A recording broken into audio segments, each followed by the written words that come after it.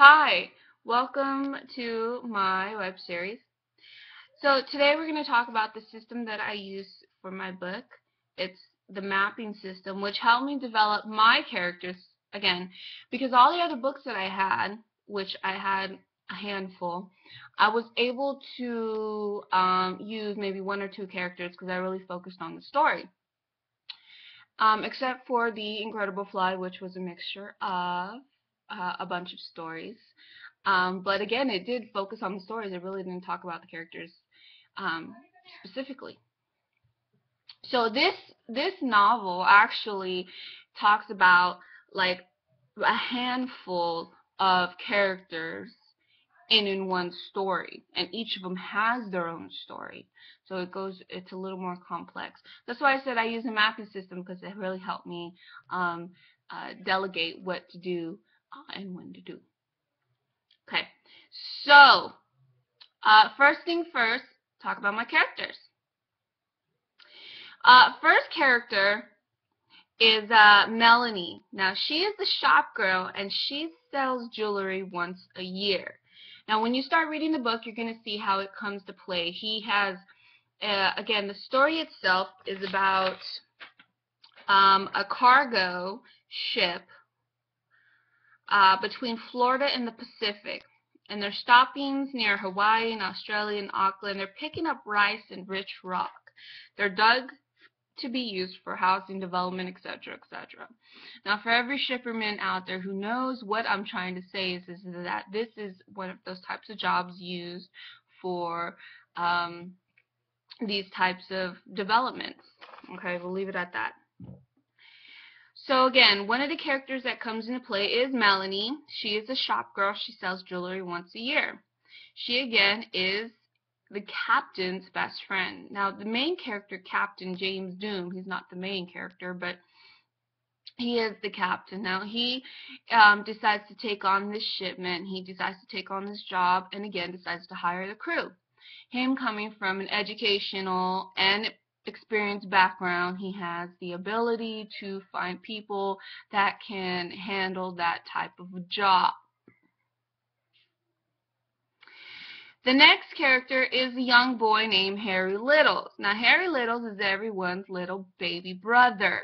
Now, Harry comes from a world where everything is brand new to him.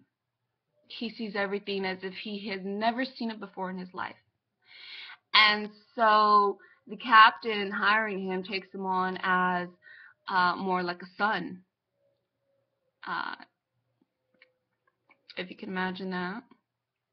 The next character is the Canadian stranger, John Ashcroft. Now, John is what we call the Canadian stranger. He comes from up north. He has experience all around, and he's just making his way down south.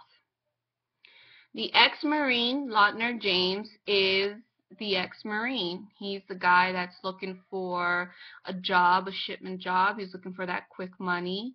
If you could imagine, he has all this experience in the world, but putting it aside, he's just looking to make some money and to get by. The local shipper, Daniel London, he's the local shipper guy. He's done this. He does it every season, every chance. It feeds his family. He's very much a family guy, and they're very much part of the town where this setting sets place. The navigator and professional, Michael Reeves.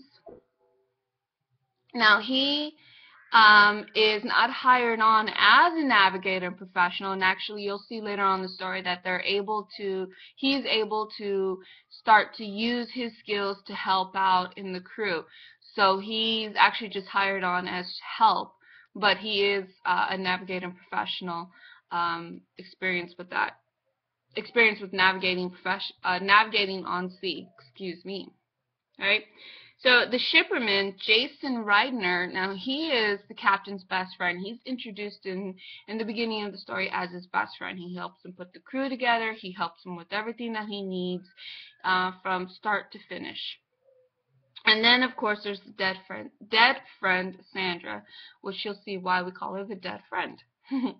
Okay, so there's a lot of characters, as you can tell, and I just named them off. So again, the mapping system helped me put those people together in place and then able to still work on the same plot. And so, again, each of them with different stories, I had to, again, delegate each uh, small background to, and make sure that each of them kind of, you know, coincide with each other, or somehow they bump into each other into the story, because you don't want complete strangers. You want to make sure that they kind of flow, so when you're reading the story, you know, it makes sense. So that's why I chose the mapping system, and I really did like it. So, okay. Remember, the Bay of Freedom will be coming out soon, and hopefully you'll enjoy it.